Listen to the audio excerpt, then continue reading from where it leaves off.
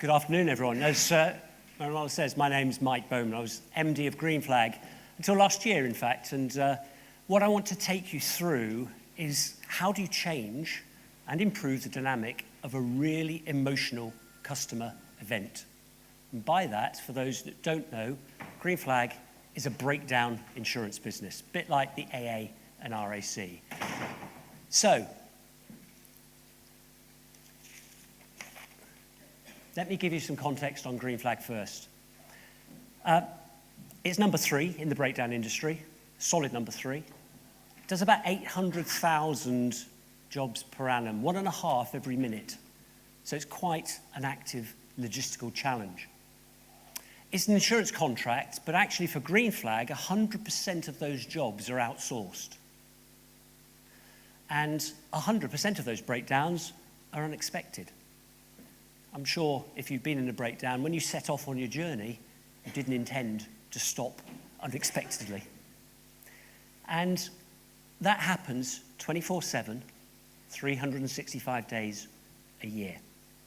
So, a business relying on third parties, operating every hour of every day, with demand, depending on the weather, can fluctuate plus or minus 100% every 15 minutes.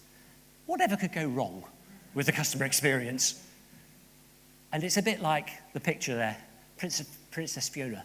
Often will rescue people at the roadside, and that's what customers feel. So what you really don't want when you break down is Carol Beer from Little Britain saying, "Computer says no, I wish I could do the impression, I can't."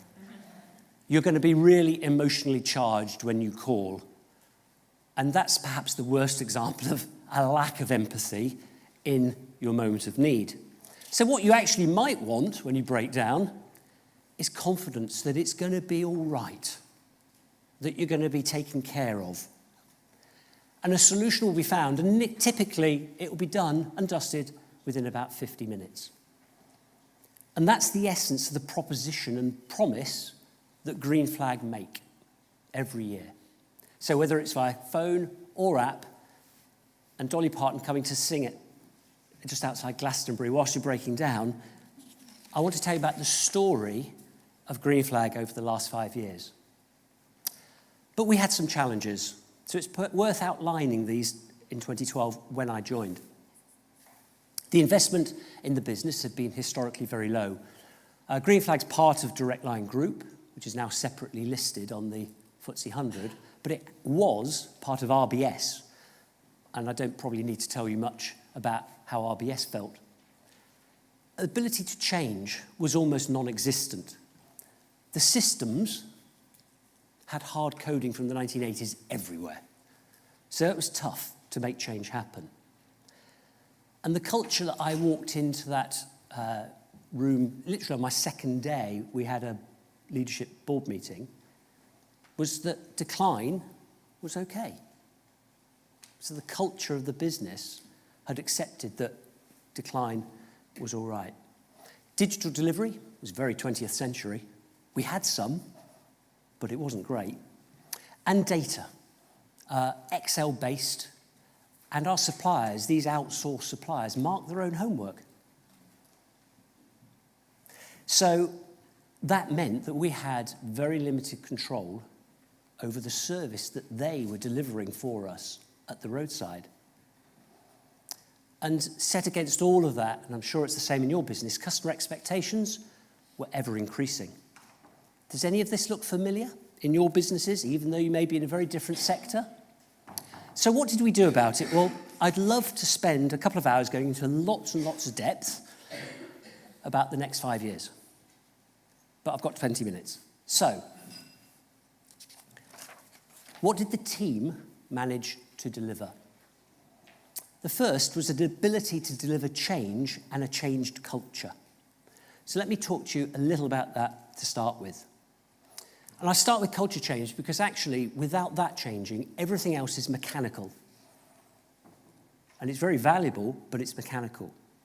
So I'm sure you'll work in environments where you've got professional people sitting around in your business being paid a salary to do a job. But unless they buy in to what you want to do and have a real sense of purpose, I think it's unlikely you're going to succeed and leave a legacy of customer experience. Great customer experience. So I inherited a team at Green Flag who just didn't think change was possible. They didn't believe in themselves. So they needed a can-do, will-do, expect to do attitude and a real sense of purpose and a clear vision. And mine was really simple. Let's beat the RAC to number 2 in the market. Now, for those of you who've read Built to Last by Collins and Porras, great book, that was a big, hairy-ass goal. The scale of the two businesses, the RAC and Green Flag, there's a big, big difference. So it was a real big, hairy-ass goal. And whether it was that or the passion that we started to instill in the team, things started to change. Now, part of that, the mechanical part, was our annual transformation program.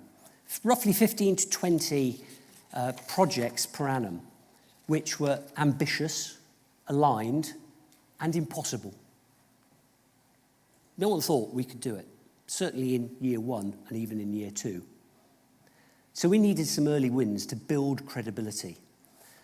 And Green Flag's part of Direct Line Group, as I mentioned, it's a matrix organisation.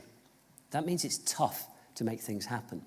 So stakeholder management was really critical. The first year's marketing proposition that we launched, I had to get 46 sign-offs. The following year, it was 16, so it got better. So tip alongside that, seek forgiveness, not permission sometimes.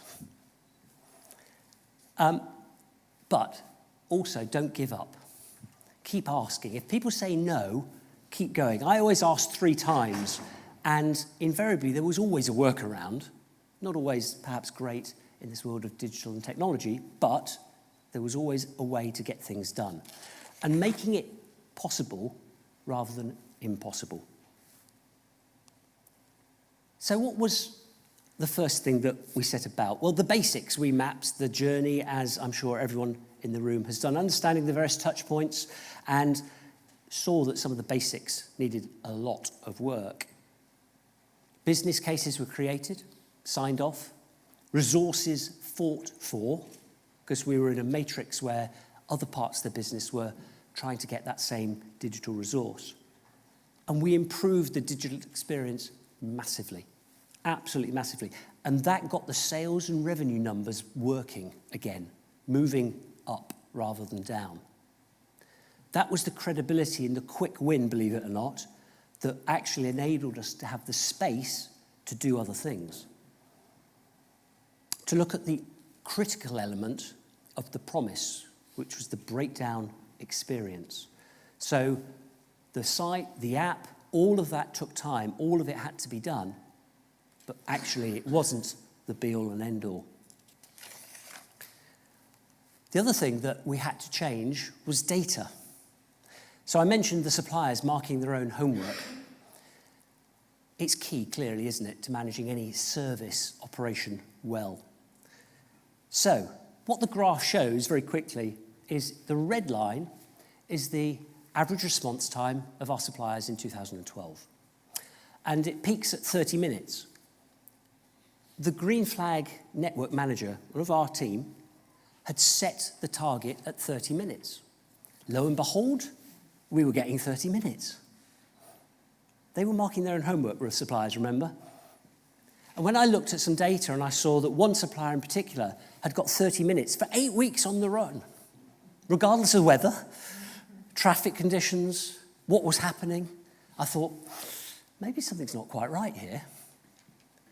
So we actually had to then set in place new parameters. We put a big piece of technology in, which I'll talk about in a second, in order to get a real meaningful picture of what was going on. So actually, when the technology went in, the blue line showed that our services deteriorated.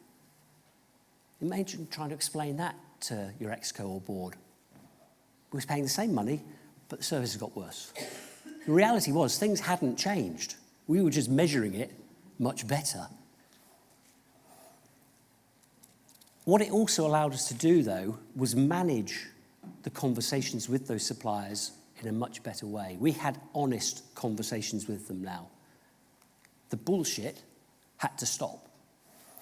And it meant that we were also, because we could benchmark properly, able to assess our competitors' marketing claims. I wrote 9 letters to chief execs or MDs of the rescue industry, asking them to justify their marketing claims.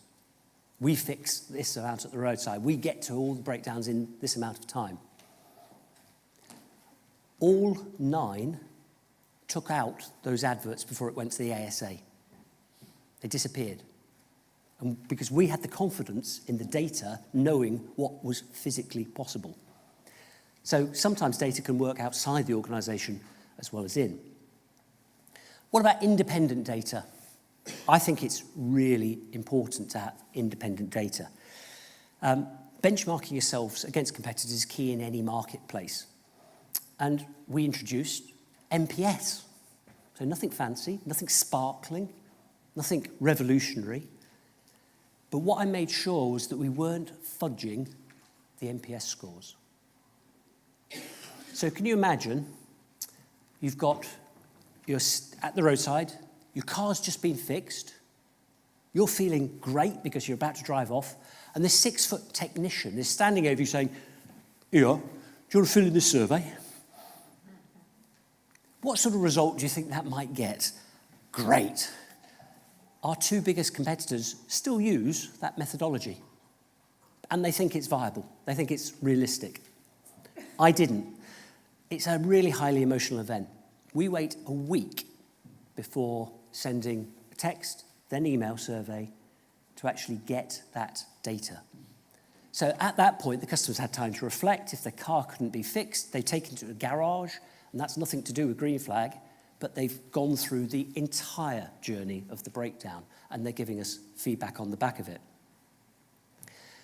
So we'll come on to some actual data in a minute, but UK CSI do a survey every year, and that was one of our key benchmarking methods to say, are we doing all right? And you'll see the data in a minute.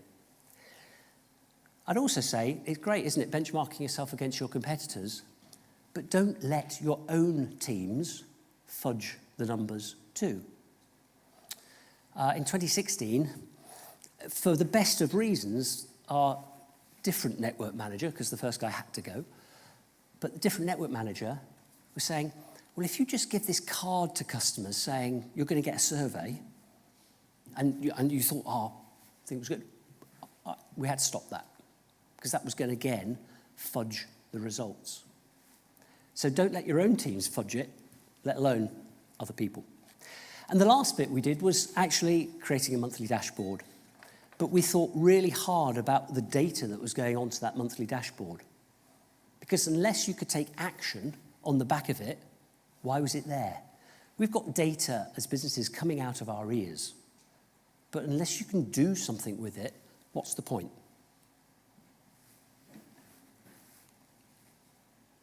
So there were 4 areas of service delivery, getting to the nub of it now, where we had to change.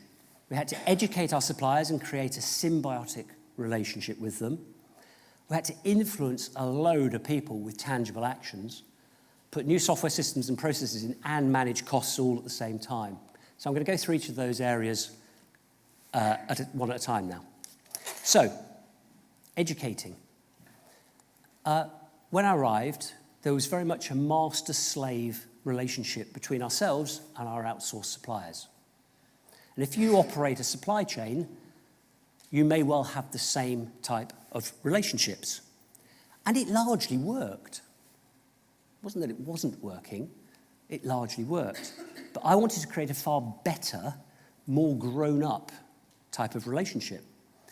I understood that if Green Flag were to succeed in becoming truly customer-focused, our suppliers needed to be in the game with us. One can't succeed without the other. So I set about creating a stronger relationship with the CEOs, the top 5 CEOs, who controlled about 65% of the breakdowns that Green Flag put out into the marketplace, which was great. The network team started to use that quantifiable data I mentioned a minute ago to go and have proper conversations with the suppliers about that data and ask awkward questions. So it wasn't an easy ride. But over time, those businesses understood what it was we wanted and the fact the bar had been raised, and they started to deliver. And if they didn't, action plans were put in place. But the key part of this was getting the chief execs of these businesses on board. So I put some customer experience NPS numbers into pound notes within their regions to say, if we're successful and our business grows according to plan, and NPS is a key driver of this, you will make this amount of money more per annum. It's amazing the impact that had. What about influencing with some tangible actions? Well, it's a long-term effect, isn't it, influencing? It's not going to happen overnight. But there was a massive stakeholder influencing program that was needed within the group and externally. And without that working, I wasn't going to get the resources in a FTSE 100 group that we needed to make these changes happen. So I'll just talk about 3 elements of that program. First of which was setting the tone. We had a monthly Green Flag board agenda, and for 2-3 years, what did we start that agenda with? The financial performance, a review of last month. So I turned it on its head. I put customer at the beginning of the agenda for 45 minutes before we even got to the numbers, financial performance. And one of the speakers earlier today said, if you get it right, the numbers will follow. And I'm a big believer in that. That got everyone used to our chosen customer metrics and NPS, and it was actually people talking about that within that meeting and then spreading out across the organisation that it became a common currency. And if you can get that right, it really helps to shape the conversation. The second thing was a high-performing team. There were roughly 14 people around the leadership team. And we worked well together. It was a good team.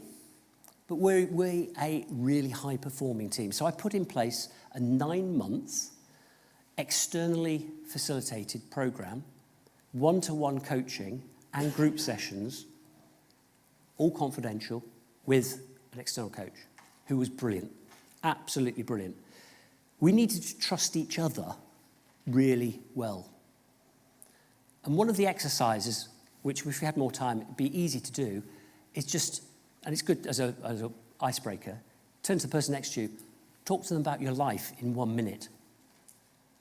It's amazing what you find out from people you've been working with for years. That was just one of many exercises. But it was fantastic in terms of the impact it had. About 1/3 of that group, it transformed, completely transformed them. Another 1/3 it had a really positive impact on. And the last 1/3, it didn't really make much of a difference. And I thought that was a good return on the investment, the money that we put in. But nevertheless, it was an important part of changing the dynamic, the culture. And then finally, great customer conversations. Now, this is sort of customer experience central, so I'm going to put a slide up on this in itself. Great customer conversations, it does what it says on the tin. We had some key issues, which was inconsistent, unaligned customer experience across departments, across suppliers. And there'd been a real historical underinvestment in soft skills within the business. The business was target-driven. On the phone, it was all about how quickly can you deal with a particular customer. And that led to lots of unintended consequences, calls back, wrong locations being given, etc. So actually, it was about spending the right amount of time with customers. So the objective was simple: build a customer-orientated culture and create a single aligned Green Flag voice. So what was the methodology? Well, this is not rocket science, and I'm sure if you've done this sort of thing, you'll have done exactly the same. We engaged leaders end to end with the purpose, which was about great communication. And we used the same coach, a guy called Tom Griffin, and we used storytelling as a methodology to get across the human element of what was going on. Because when you break down, as I say, like Princess Fiona, highly emotional, some of the letters that I received were literally tear-jerkers. It was fantastic. It was a lovely place to work because you've got that real sense of doing something great for customers every day. So telling stories about that across the organisation was a key element. So we trained leaders in coaching leadership style and built a core team of those trainers and then had great customer conversation champions embedded within the business. And of course, the inevitable training sessions, which, why does it matter to you? One of the great questions, what's in it for me, as a member of staff, I think needs to be answered every single time. Understanding human behaviour, that was critical. Because remember, you've got this emotional person on the other end of the phone. I broke down on my second day in the job, which was a great bit of mystery shopping. Unfortunately, it wasn't with Green Flag. But so treat customers how they want to be treated, not how you want to be treated. And respond to different customer types. Typical 2x2 matrix. Are they extrovert? Are they amiables? Are they drivers? Are they analytical? The trick was actually getting our guys, 300 people, on the phone to recognise which customer type within seconds. Hard, really hard, but actually successfully done. Active listening, managing your own mental state, the first call or the 100th call, you're working in the same fashion. And staying in the adult-to-adult conversation. Transactional analysis is used to actually say, in the past it may have been adult to child. Let's have an adult-to-adult conversation.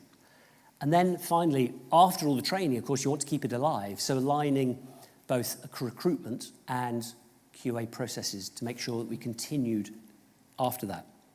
The outcome, it's a long journey, and it does require constant focus. And a subsequent program that Manuela, I'm sure, was involved with in DLG, rolled out about a year and a half later, and it will no doubt have to roll out again in a different way. But quarter-on-quarter NPS improvement is the metric that we were most proud of as a result of it. So that's great customer conversations. Software systems and processes. I was sort of slightly gobsmacked earlier today when seeing all of these vendor names today. I mean, unfortunately, I haven't heard of many of them. That's my problem, not theirs. But we needed to get some changes in. And this was the hardest bit to get over the line because it was a £2.5 million investment in the business. So it required exec sign-off. But it also required a massive change in our claims operations, the people. And I hesitate to say, given so many software vendors and so on are here, but it followed the IT project law. It was over budget, over time, and didn't deliver what it was set out to do. But having said that, it was hugely successful. It has revolutionized what Green Flag is able to do. And what it was able to do was actually track vans in real time from our outsourced suppliers. So through their van to their system, to our system, and ultimately to a customer's app on the phone, so you could track a van coming to you, Uber style, on your phone if you're at the roadside. And that was being done minute by minute. So that's quite a big ask, isn't it? But it was done, and it was done well. The key here is that we were trying to reassure customers and give them an accurate time of arrival. Prior to this, when we put the phone down to the customer, we didn't have a clue what was going on. Absolutely no idea. It may surprise you to know that, but when this went in, actually, we could now tell the customer, the van will be 75 minutes, 14 minutes, 2 hours 10, whatever the right number was. An algorithm was working in the background, looking at traffic conditions, looking at availability of vans in the area and so on, to be able to get out and rescue that person. And when we were able to tell customers exactly to the minute, we built a little bit of leeway in, by the way, but to the minute when we were going to get there, it enabled them to get on with their day. Some people break down on their driveway, so they know they've got X amount of time. Some people said, I can go off to the Costa now and get a coffee, safe in the knowledge I can come back to the car in 50 minutes, or whatever it is. I can go off and do the shopping. I can get the kids sorted out. It created, from what was potentially a bad message, a great customer benefit. And that was quite hard to sell internally, because, of course, our own claims guys are saying, really? You want to say it's going to be over an hour? It's going to be 2 hours? This will go mad. Well, actually, the customer, on the majority of cases, was absolutely fine with it. What else? Managing costs. It always comes up. We managed costs. Green Flag is a highly profitable business. But in late 2015, about 30% of our contracts needed to be renegotiated. That's about £15 million a year. And procurement wanted to score the tender. Have a wild guess what they wanted to put at the top. How much cost can I take out? So my key lesson from this was I said, no, I want to put service delivery at the very top. Cost's important, but service delivery. We're not building this customer experience just for you to go and give the suppliers we're working with zero margin, which means that they won't be able to deliver. And it did mean an increase in cost on a like-for-like basis on the contracts, about £300,000 per annum. But it was key to getting the service right. So we needed to find a way to get that money back, so we tightened up claims management. And our claims management was not great. So we were delivering service to customers who sometimes hadn't bought the policy, sometimes hadn't got any tax, insurance, or MOT, but they were still driving around, that they were getting cover that they hadn't bought. They'd bought a lower value product, and we were still giving service, which was costing us money, clearly. So we had to, again, go through some training to say to people in our claims centre, you've got to be able to say no really nicely and explain why. And you know, it was really fascinating.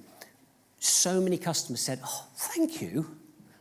I hadn't realised I'd forgotten to tax the car. That was actually the biggest single reason. And it meant that we didn't go out and sort them out unless they paid more, because they weren't covered.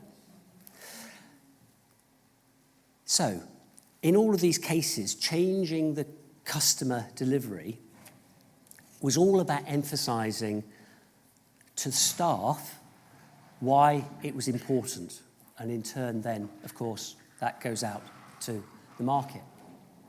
So what about the facts? What did it actually do? What did it deliver? Well, Green Flag turned around as a business from decline into growth, number one. The direct-to-consumer business over 4 years grew 80%. Not bad.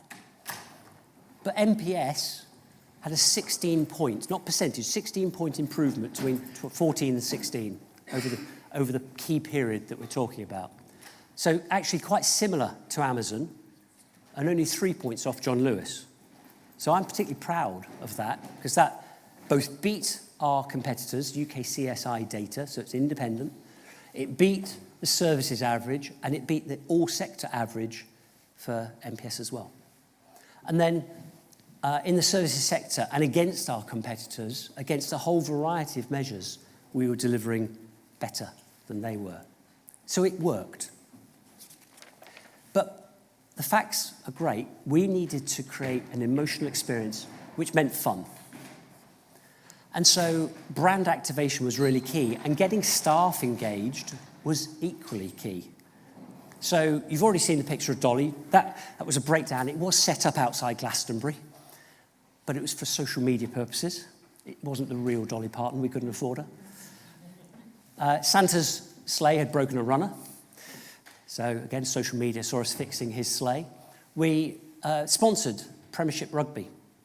And there was an interesting twist on this. Premiership Rugby clearly is across the country. We wanted to get into local places. And that enabled us to do that. So we ran summer training camps with the Premiership rugby teams for kids. Great way of getting mum and dad engaged as well. And gave away tickets to the games for staff too.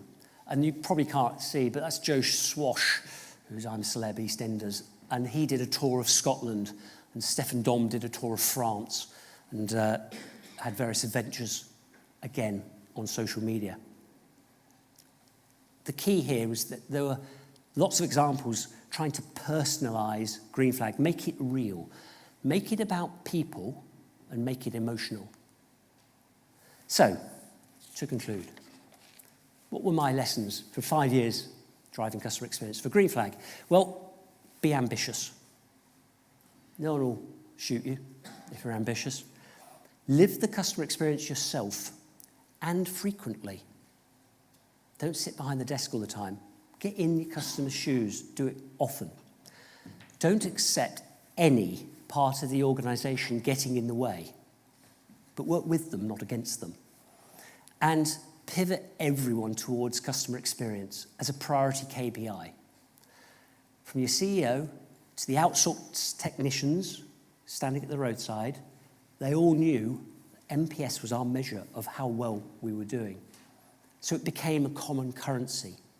And that made it so much easier to talk about it in all conversations. I mentioned Green Flag is an insurance business, so make a business case from putting the idea of the customer first. It's very simple, isn't it? It's not easy, actually, because some of the things we did, we couldn't put a business case together, but we still did them. And actually, it's only afterwards can you see the impact that actually happens. And the final point, make it emotional. Now, this may be particularly pertinent to the Green Flag, but actually, for a lot of businesses, I'm sure here, you need to engage. And emotions make that so much easier. So my last slide, in this ever-changing world of customer experience, it needs digital and human interaction. And I thought the picture was a great one. It is, though, still people that make the difference. So in all the talk of great things we can do with software and releases and cloud, et cetera, it is still going to be people that make the difference. Even if they're not talking to your customers, internally, they're making the difference. Thank you very much. Thank you, Mike. The first time I met Mike was when I just joined the Direct Line group, and I was invited to one of the Green Flag's people engagement events when he had a bunch of Green Flag employees together.